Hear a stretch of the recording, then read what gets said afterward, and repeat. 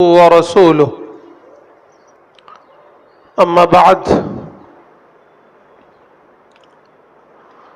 محترم بھائیوں اور بزرگوں،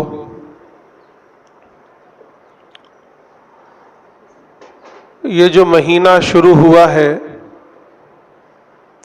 یہ محرم الحرام کا مہینہ ہے۔ یہ اسلامی سال کا، قمری سال کا سب سے اولین مہینہ ہے۔ یہیں سے اسلامی اور قمری سال کی ابتدا ہوتی ہے۔ اس قمری، اسلامی اور ہجری سال کی بھی ایک پوری تاریخ ہے۔ مختصر بس اتنا سمجھ لیجئے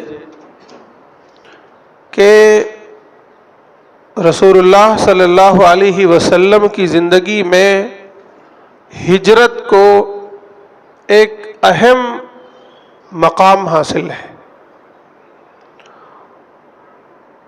گویا اسلامی تاریخ کا وہ ایک ٹرننگ پوائنٹ تھا۔ وہیں سے ہجری سال کی ابتدا کی گئی، اسلامی تاریخ کی ابتدا کی گئی، اور اس کو کرنے والے، اس کے بانی ہیں حضرت عمر فاروق رضی اللہ تعالیٰ عنہ۔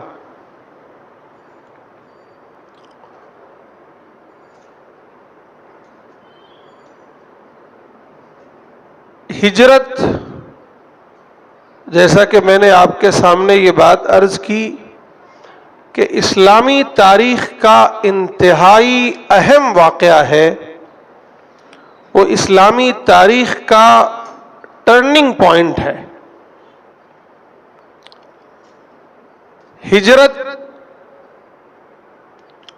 رسول اللہ صلی اللہ علیہ وسلم، آپ کے اہل بیت اور صحابہ کرام کی قربانیوں کا مظہر ہے۔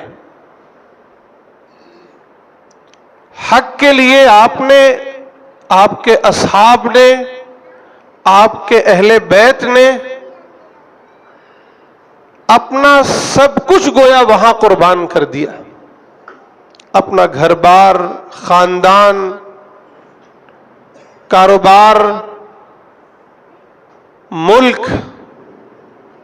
اپنی بستی، اپنے لوگ، اور پھر سب سے بڑھ کر خانہ کعبہ کو چھوڑ کر صرف اس وجہ سے ہجرت فرمائی کہ حق غالب آ جائے، حق کا بول بالا ہو۔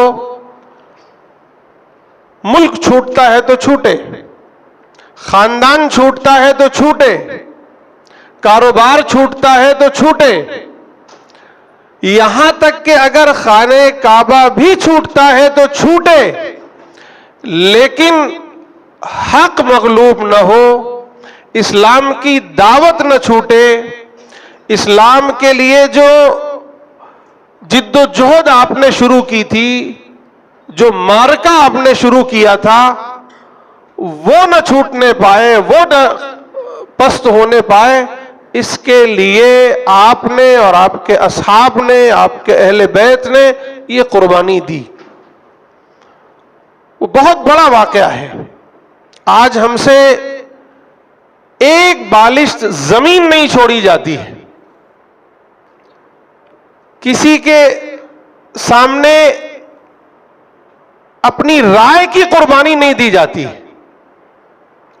اپنی انا، اپنے غرور کی قربانی نہیں دی جا سکتی ہے۔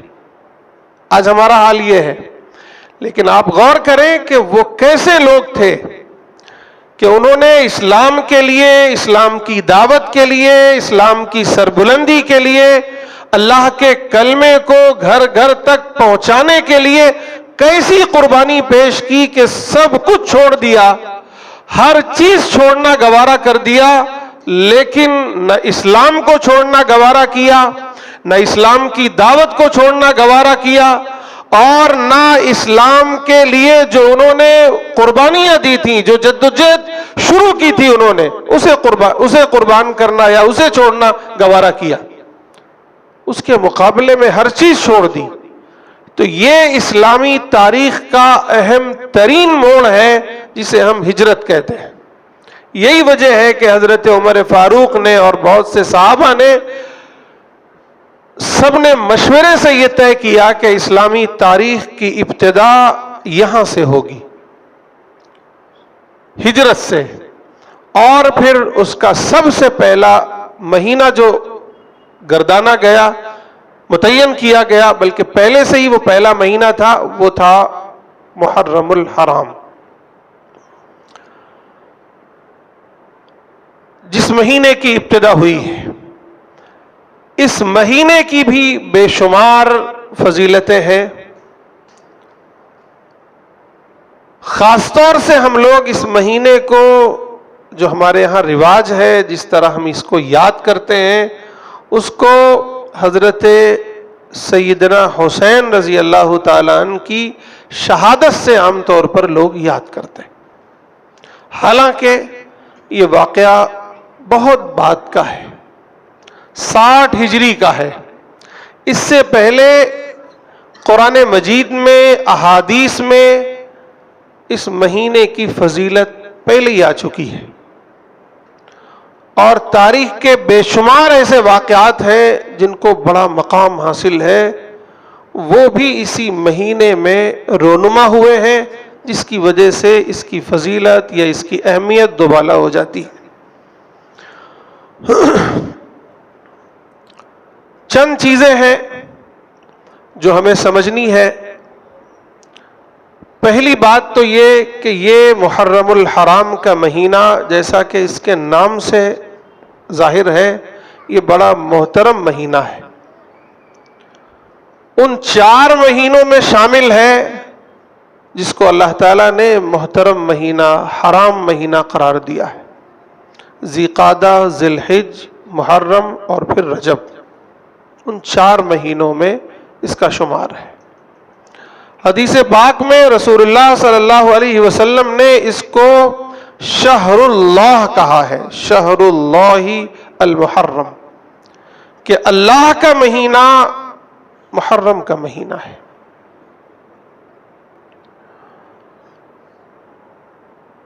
اس مہینے میں روزے کو رمضان کے بعد سب سے زیادہ فضیلت حاصل ہے، اور خاص طور سے یوم عاشورہ 10 محرم کا جو روزہ ہے، اس کے بارے میں رسول اللہ صلی اللہ علیہ وسلم کا معمول یہ تھا کہ آپ جب تک مکے میں رہے مسلسل اس کے روزے رکھتے رہے، اور اس تاکید کے ساتھ رکھتے رہے کہ جیسا کہ فرض ہو. اور بہت سے علماء کی رائے یہ ہے کہ رمضان کے روزوں سے پہلے یہی روزہ فرض تھا. پھر آپ مدینے تشریف لاتے ہیں، وہاں بھی آپ اس روزے کا اہتمام فرماتے ہیں. وہاں جب آپ تشریف لائے تو آپ نے دیکھا کہ یہاں یہود بھی اس روزے کا اہتمام کرتے ہیں، اور ان کا کہنا یہ ہے کہ حضرت موسیٰ علیہ السلام کو، بنی اسرائیل کو اسی دن فرعون کے ظلم و ستم سے نجات ملی تھی، اس لیے ہم اس کی یاد میں یہ روزے رکھتے ہیں.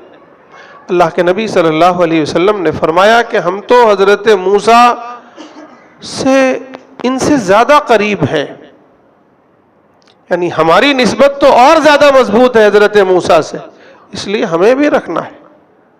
بعض صحابہ نے کہا کہ اللہ کے نبی یہود بھی رکھتے ہیں اور ہم بھی رکھتے ہیں، تو کوئی ایسی چیز ہو جائے، یعنی پوچھنے کا مقصد یہ تھا کہ ہم ان سے الگ ہوں. ایسا نہ لوگ سمجھنے لگے کہ یہود رکھتے تھے تو یہ بھی رکھتے رہے، وہ یہود کا جو دین ہے، یہود کی جو شریعت ہے، وہی شریعت ان کی ہے. تو اللہ کے نبی صلی اللہ علیہ وسلم نے فرمایا ایک مرتبہ اپنی وفات سے 1 سال پہلے کہ اگر میں اگلے سال زندہ رہا تو اس عاشورہ کے روزے کے ساتھ 9 محرم کا بھی روزہ رکھوں گا.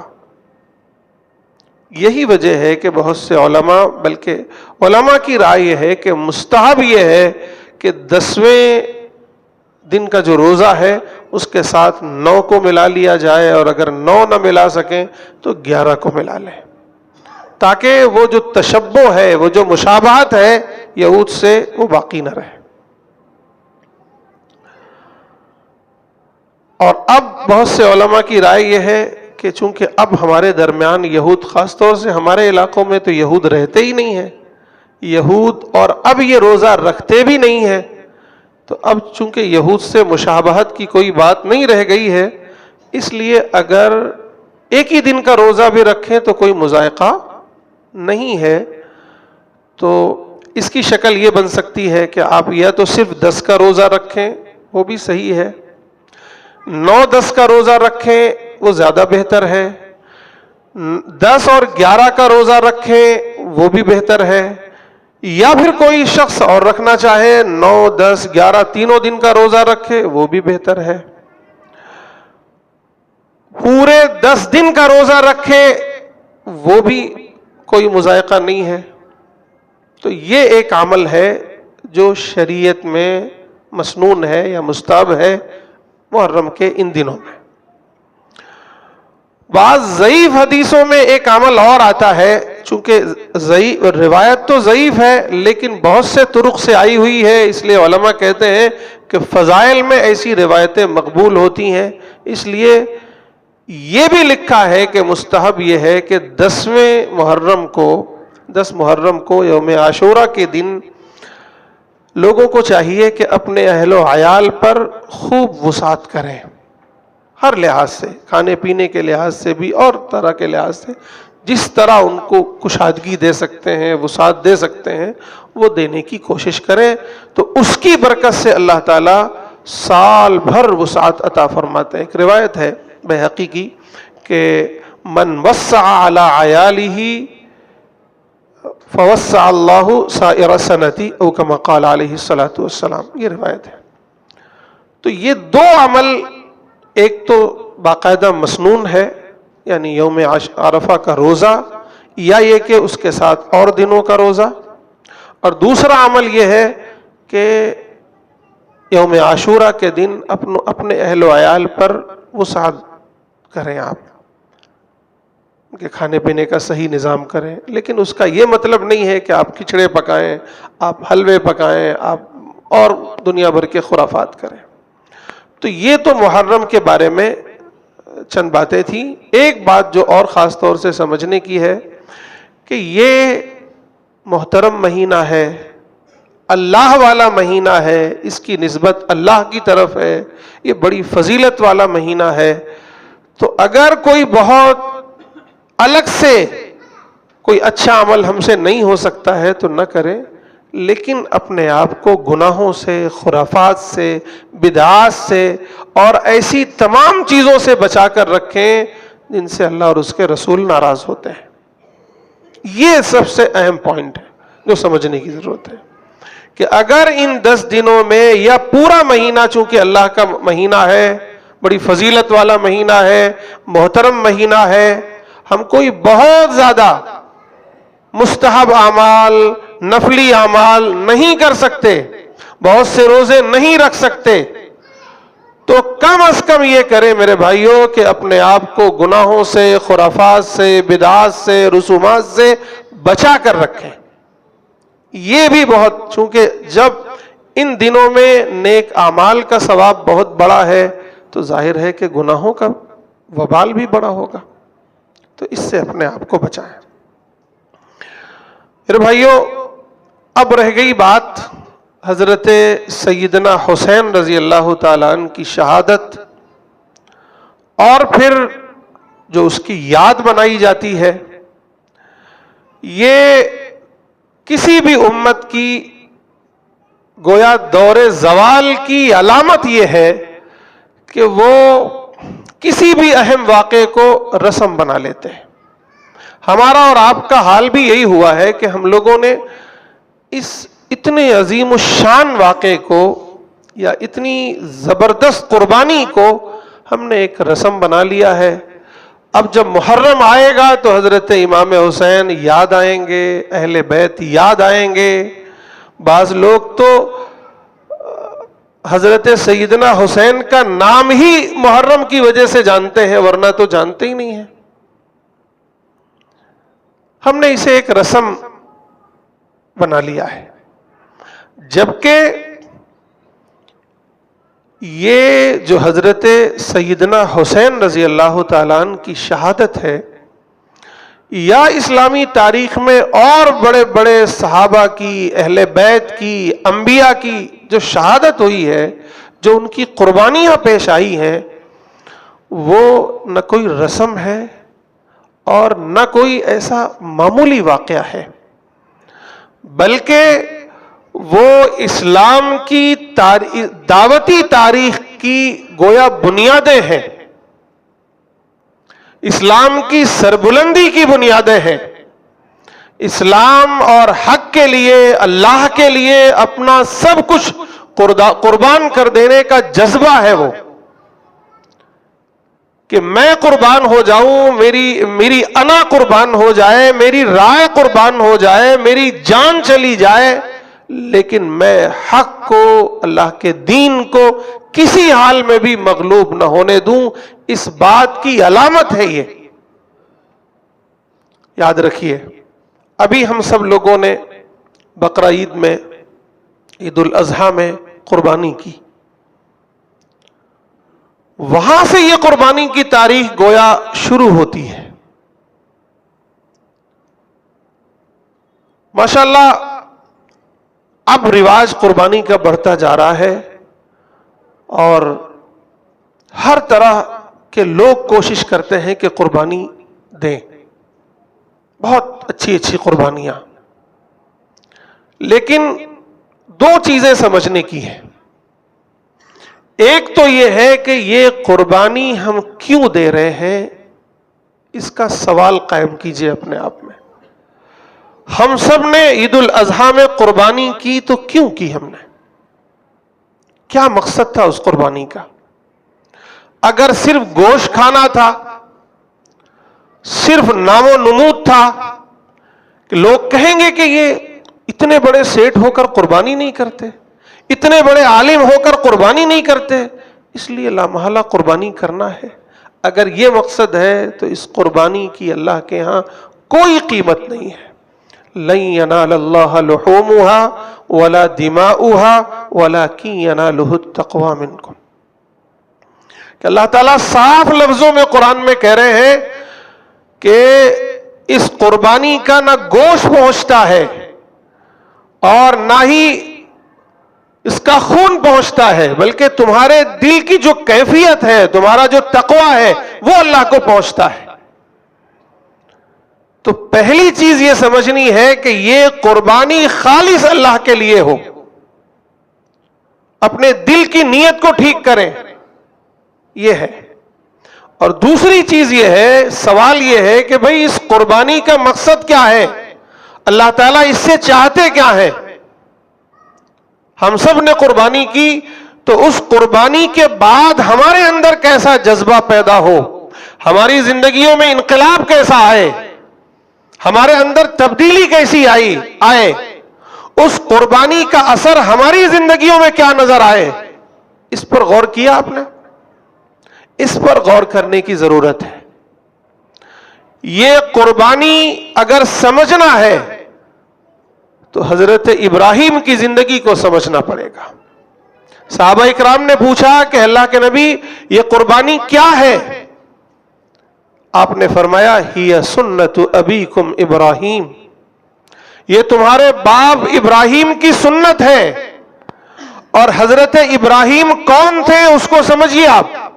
حضرت ابراہیم ایک پیغمبر تھے، اور صرف یہ ایک بکرے کی قربانی، ایک دمبے کی قربانی آپ نے نہیں دی، آپ نے اللہ کے لیے اپنے بیٹے کو قربان کیا تھا، اور اس بیٹے کو قربان کرنے سے پہلے اپنے آپ کو قربان کیا تھا۔ ان کی ایک پوری تاریخ ہے، آج وقت نہیں ہے میں اس کی تفصیلات میں جاؤں، لیکن صرف اشارے کرتا ہوں آپ کو۔ ایک ایسے ماحول میں پیدا ہوئے جو کفر و شرک کا ماحول تھا، باپ بت فروش تھا، بادشاہ وقت اپنے آپ کو خدا کہتا تھا، بت خانے ایسے تھے کہ سینکڑوں بت وہاں موجود تھے جن کو لوگ خدا تسلیم کرتے تھے. ایسے ماحول میں آپ کھڑے ہوتے اور کہتے ہیں کہ ایک اللہ کی عبادت کرو, توحید کی دعوت کو لے کر کھڑے ہوتے ہیں. نتیجہ کیا ہوتا ہے؟ باپ مخالف ہوتا ہے, گھر سے نکال دیتا ہے, قوم مخالف ہوتی ہے, بادشاہ وقت مخالف ہوتے ہیں, اور سب مل کر ایسی خطرناک آگ جلاتے ہیں اور اس میں جھونک دیتے ہیں آپ کو. اقبال نے کہا تھا کہ بے خطر کود پڑا آتش نمرود میں عشق, عقل ہے محوے تماشائے لبے بام ابھی. یعنی یہ جو عید الاضحیٰ کے دن ہم قربانی کرتے ہیں, یہ جو حضرت اسماعیل کی یاد ہم مناتے ہیں, اس سے پہلے حضرت ابراہیم نے اپنے آپ کو قربان کیا تھا, اپنے گھر بار کو قربان کیا تھا, اپنی قوم کو, اپنے پورے ملک کو قربان کیا تھا. حضرت ابراہیم کو تھوڑی معلوم تھا کہ مجھے آج آگ سے بچا لیا جائے گا, وہ تو اللہ کے لیے کود پڑے تھے. یعنی انہوں نے اللہ کے لیے, اللہ کے دین کے لیے, حق کے لیے, حق کی سربلندی کے لیے, اللہ کے دین کی دعوت کے لیے اپنے آپ کو قربان کر دیا, لیکن یہ گوارا نہیں کیا کہ میں حق کی دعوت سے باز آ جاؤں, میں ظالم کے سامنے جھک جاؤں, میں ایک اللہ کو چھوڑ کر کسی اور کو خدا تسلیم کر لوں, میں ایک اللہ کو چھوڑ کر کسی اور کو حاکم تسلیم کر لوں, کسی اور کو اپنا کارساز تسلیم کر لوں. یہ نہیں ہو سکتا. میری جان چلی جائے پرواہ ہے, لیکن یہ نہیں ہو سکتا کہ میں کسی ظالم کو کہہ دوں کہ تو حق پر ہے, یا یہ کہہ دوں کہ تو خدا ہے, یا میں یہ کہہ دوں کہ یہ بت میرا خدا ہے. حضرت ابراہیم نے یہ قربانی پیش کی تھی, پھر وہاں سے ملک سے نکال دیا گیا, پورا ملک چھوڑ دیا, قربان کر دیا ملک. خانہ کعبہ کی طرف آیا اور مصر گئے, وہاں چھوڑا, فلسطین گئے, وہاں بچوں کو بھی سب بسایا, وہاں سے اللہ کا حکم ہوا کہ وہ بھی چھوڑ دو. یہ شیرخوار بچے کو اور اس کی ماں کو لے جا کر کے بے آب ہو گیا جنگل میں, جہاں آج خانہ کعبہ ہے وہاں کچھ بھی نہ تھا, وہاں چھوڑ دو. اللہ کے لیے ایک ایسے علاقے میں جہاں نہ دانا ہے, نہ پانی ہے, نہ چرند ہے, نہ پرند ہے, نہ انسان ہے, نہ کوئی قبیلہ ہے, کچھ بھی نہیں ہے, وہاں اپنی بیوی اور بچے کو چھوڑ دیا, صرف اس جذبے کے ساتھ کہ میرے رب کا حکم ہے اور میرے رب کی پلاننگ یہ ہے کہ یہاں نبی آخر الزماں صلی اللہ علیہ وسلم کی پیدائش ہوگی, اور آخری جو اس دین اسلام کی دعوت اٹھے گی وہ یہاں سے اٹھے گی. وہ گویا آپ نے بیج لگایا تھا دعوت کا, اسلام کا, حق کا, چھوڑ کر چلے آئے آپ.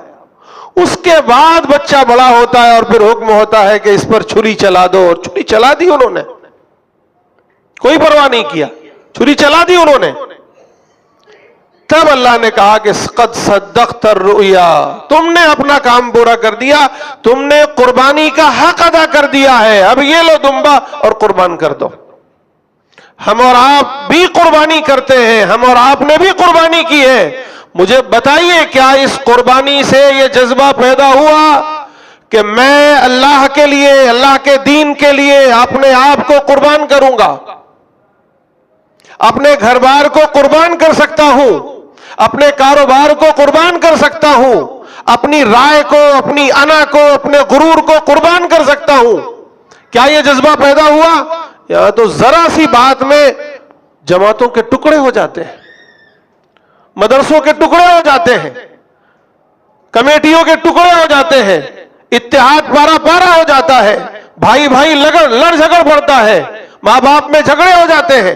ذرا سی بات میں ایک بندہ اپنی انا کی قربانی نہیں دے سکتا. یہ کیسی قربانی ہے؟ میں نے کہا کہ میرے بھائیو, یہ دور زوال کی کسی بھی امت کی علامت ہے کہ وہ بڑے سے بڑے واقعے کو ایک رسم بنا لیتی ہے. ہم نے قربانی کو بھی رسم بنا لیا, اور پھر وہی قربانی ہے, وہی قربانی کا جذبہ ہے کہ اللہ کے نبی صلی اللہ علیہ وسلم نے, صحابہ نے, اہل بیت نے مکہ چھوڑا تھا, خانہ کعبہ چھوڑا تھا, اپنا گھر بار چھوڑا تھا, اپنے باغات چھوڑے تھے, اپنے گھر چھوڑے تھے, سب کچھ چھوڑا تھا, ہجرت کی تھی. اسی قربانی کا یہ جذبہ تھا. اسی قربانی کا جذبہ تھا کہ پھر حضرت سیدنا حسین نے میدان کربلا میں اپنے آپ کو، اپنے بچوں کو، اپنے گھر والوں کو قربان کیا تھا. اسی قربانی کا جذبہ تھا. وہ اپنی جائیداد کے لیے یہ قربانی نہیں دے رہے تھے، کسی حکمرانی، کسی حکومت کے لیے، کسی عہدے کی لالچ میں یہ قربانی انہوں نے پیش نہیں کی تھی. انہوں نے یہ قربانی اللہ کے دین کے لیے، اللہ کے دین کی سربلندی کے لیے، حق کے لیے، حق کے غلبے کے لیے قربانی دی تھی.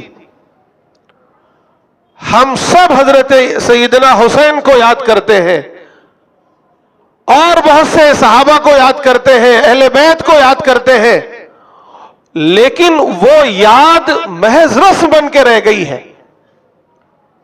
ہر محرم آئے گا، کچھ یاد کر لیں گے، زیادہ سے زیادہ بہت زیادہ محتاط رہیں گے تو جمعے میں بیان کر لیں گے، کچھ باتیں سن لیں گے. مجھے بتائیے ہم میں سے کتنے لوگوں نے حضرت امام حسین کی سیرت پڑھی ہے؟ ہم میں سے کتنے لوگوں نے اہل بیت کے بارے میں معلومات حاصل کی ہے؟ ہم میں سے کتنے لوگوں نے نبی کی سیرت پڑھی ہے؟ ہم میں سے کتنے لوگوں نے صحابہ کی تاریخ پڑھی ہے؟ ہم میں سے کتنے لوگوں نے یہ معلوم کیا ہے کہ حضرت امام حسین نے کیوں شہادت پیش کی تھی؟ نہیں پتا ہمیں، کبھی جاننے کی کوشش نہیں کرتے.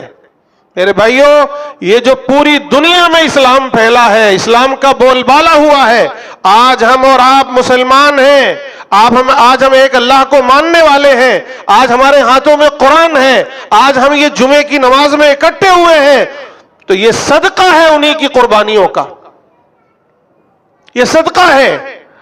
اور میں یہ پورے سلسلے وار آپ کو بتا رہا ہوں کہ یہ قربانی حضرت ابراہیم سے شروع ہوئی، بلکہ اس سے پہلے سے شروع ہوئی.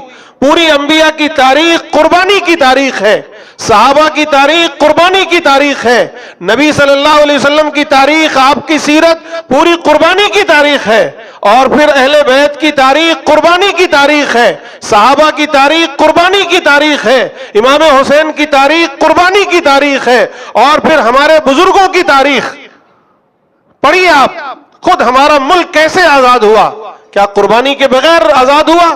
ہزاروں نہیں لاکھوں علماء نے قربانی دی تو یہ ملک آزاد ہوا. یہ پوری قربانی کی تاریخ ہے. یہ تاریخ ہمیں اور آپ کو جھنجھوڑتی ہے، ہم سے مطالبے کرتی ہے کہ تم کیا ہو؟ کیا تم بھی قربانی کے لیے تیار ہو؟ کیا حال ہے ہمارا؟ ہم تو فجر کی نماز میں اپنی نیند قربان نہیں کر پا رہے ہیں. بتائیے کتنے لوگ ہیں اس میں جو فجر میں حاضر ہوتے ہیں؟ ہمارا حال تو یہ ہے کہ حرام مال قربان نہیں کر پا رہے ہیں، حلال تو بہت دور کی بات ہے. ہمارا حال یہ ہے کہ اپنے بھائی سے اگر جھگڑا ہے تو تھوڑی سی جائیداد کا مسئلہ ہے وہ قربان نہیں کر پا رہے ہیں، تھوڑی سی زمین کا مسئلہ ہے وہ قربان نہیں کر پا رہے ہیں، تھوڑی سی کسی انا کسی بات کا مسئلہ ہے وہ قربان نہیں کر پا رہے ہیں. کیا حالت ہے ہماری؟ میرے بھائیوں، آج یہ سبق سیکھ کر جائیے. اللہ کے نبی کو یاد کیجئے، خوب یاد کیجئے، ہمیشہ درود و سلام پڑھیے، ان پر خوب پڑھیے.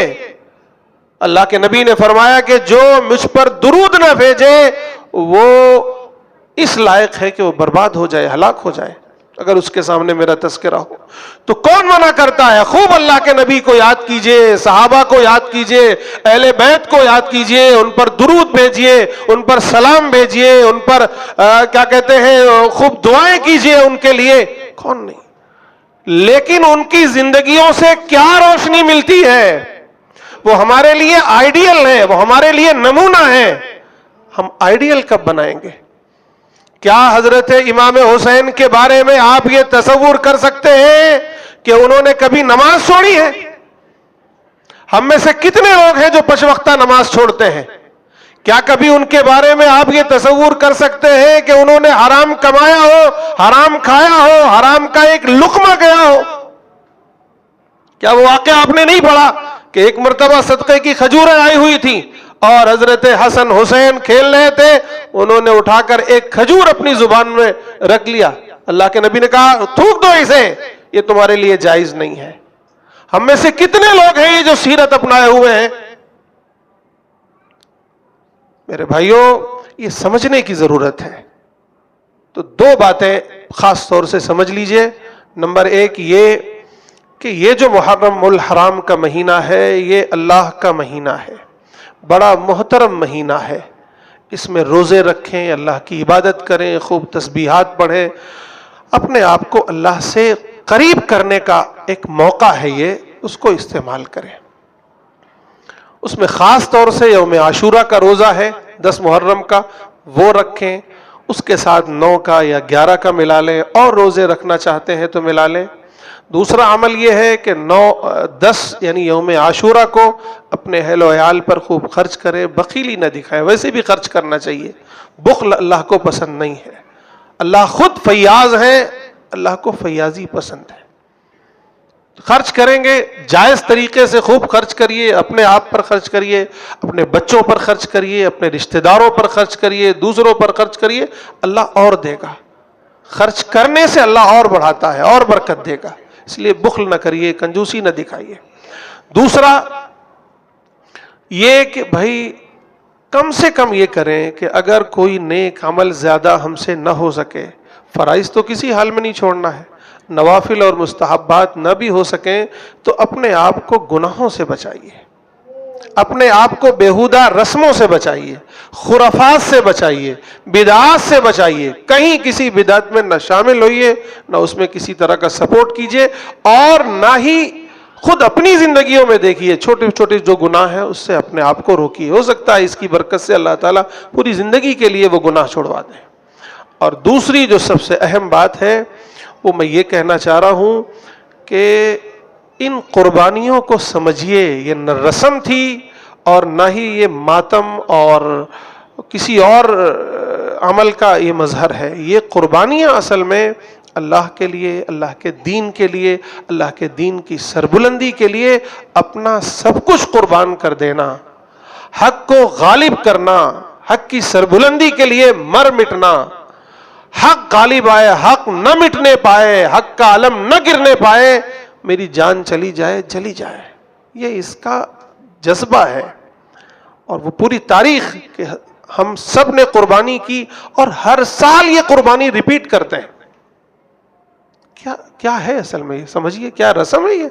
نہیں، اللہ تعالیٰ وہ جذبہ پیدا کرنا چاہتے ہیں میرے اور آپ کے اندر کہ تم اللہ کے لیے، اللہ کے دین کے لیے، اللہ کے راستے کے لیے کیا قربان کر سکتے ہو، کیا قربان کر سکتے ہو. جذبہ پیدا کرو کہ ہم ہر ایک چیز چونکہ اللہ ہی کی دی ہوئی ہے، ہر ایک چیز اللہ کے لیے قربان کر سکتے ہیں. اور یہ پھر صحابہ کی قربانیاں، اہل بیت کی قربانیاں، حضرت سیدنا حسین اور ان کے پورے خاندان کی قربانیاں، یہ بھی ہم سے تقاضا کرتی ہیں کہ ہم نے حق کے لیے، اسلام کے لیے، اسلام کو سربلند کرنے کے لیے قربانیاں دی ہیں. تم بھی اس کے لیے تیار ہو جاؤ، تم بھی اللہ کے لیے، اللہ کے دین کے لیے، اللہ کے دین کی دعوت کے لیے، اللہ کے دین کو گھر گھر پہنچانے کے لیے قربانیاں پیش کرو. اور جو تقاضا، جب جس چیز کا تقاضا آ جائے، کبھی وقت کا تقاضا ہو تو وقت دینے کے لیے تیار ہو جاؤ، کبھی مال کا تقاضا ہو تو مال دینے کے لیے تیار ہو جاؤ، کبھی اپنی انا، اپنی رائے قربان کرنی پڑے تو وہ بھی قربان کر دو، کبھی اپنا سب کچھ قربان کرنا پڑے تو وہ بھی قربان کر دو، اور کبھی اپنی گردن کٹانی پڑے اللہ کے لیے، سچائی کے لیے، حق کے لیے، تو پھر اس کے لیے بھی تیار ہو جاؤ. تیار ہے بھائی انشاءاللہ؟ اللہ تعالیٰ مجھے بھی اور آپ سب کو بھی جذبہ شہادت نصیب فرمائے. آمین.